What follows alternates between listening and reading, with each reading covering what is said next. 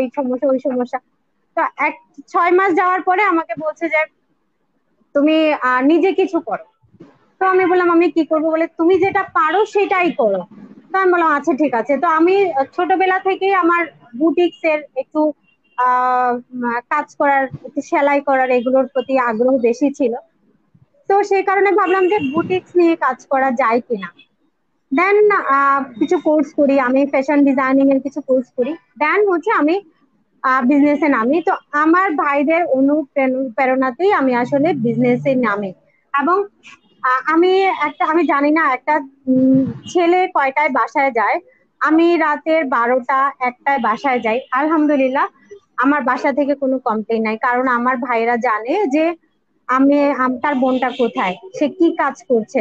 কারণ তাদের অনুপ্রেরণাতেই আমি আসলে আজকের উদ্যোক্তা। আমার ফ্যামিলির সম্পূর্ণ সাপোর্ট ছিল, এখনো আছে। তো এজন্য আমার আসলে কোনো রকম প্রতিবন্ধকতার সৃষ্টি হয়নি। তবে হ্যাঁ, যেটা হয়েছে সেটা হচ্ছে ফিনান্সিয়াল যে সাপোর্টটা, সেটা হচ্ছে আমার ভাইয়েরা মনে করে যে তুমি অল্প কিছু দিয়ে আস্তে আস্তে সেটা তৈরি করো। হ্যাঁ অবশ্যই সাপোর্ট দেয়, কিন্তু ওইভাবে না যে তোমাকে আমি 10 লাখ টাকা দিলাম তুমি করে করো, এটা করে দিলাম এটা করো। আমার ভাইদের কথা হচ্ছে তুমি একটু একটু করে তুমি তৈরি করো, সেটাতে তোমার ভালোবাসা থাকবে, তোমার কষ্ট থাকবে, সেটাতে তোমার আন্তরিকতা থাকবে, এটাই বড় হবে। তো আমি আমার কথা বলবো না, জায়গাগুলো অনেকের ভাইয়েরা দেয় না, ফ্যামিলি দেয় না, যে না বাহিরে থাকতে পারবা না, 8টার পরে বাহিরে থাকতে পারবা না। এই যে প্রতিবন্ধকতাটা আসে, তখনই কিন্তু একটা নারী আসলে ডিমোটিভেটেড হয়ে যায়, যে আমি কিভাবে করবো, আমি পারবো না, আমার দ্বারা হবে না। সবার দ্বারাই হবে, সবাই পারবে, এই স্পিরিটটা আসলে জাগিয়ে তুলতে হবে যে আমি পারবো, আমি পারি। ব্যবসার ক্ষেত্রে টাকা দেওয়াটা তারা রিস্ক মনে করছে, এটা কিন্তু এখনো বাংলাদেশে সেই সেই এক্সাক্ট, এখনো প্রেক্ষাপট আছে, তৈরি এখনো আছে। হয়নি।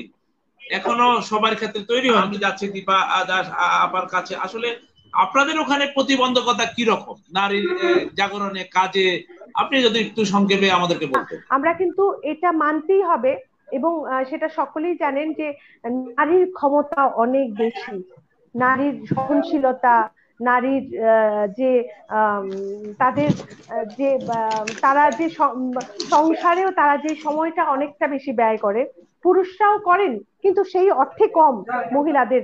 যদি আমরা সেটা একটা মানে মিটার দিয়ে যদি মাপি তাহলে সেই তুলনায় কম। কিন্তু যাই হোক, আমি এই বিদ্বেষমুখী যেতে চাই না। আমি বলছি যে হ্যাঁ নিশ্চয়ই নারীরা তো অনেকটাই এগিয়ে গেছে, আগের মতো পিছিয়ে পড়া নারী তো নেই।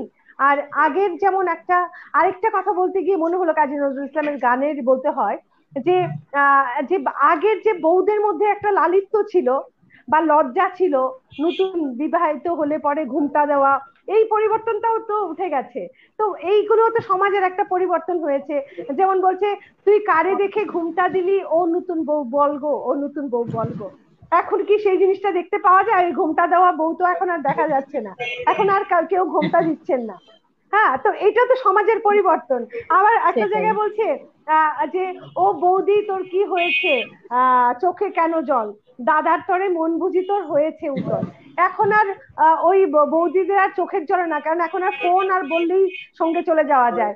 সেই যে বাবার বাড়িতে গেছে, কবে এসে নিয়ে যাবে, সেই চিন্তাও নেই এখন।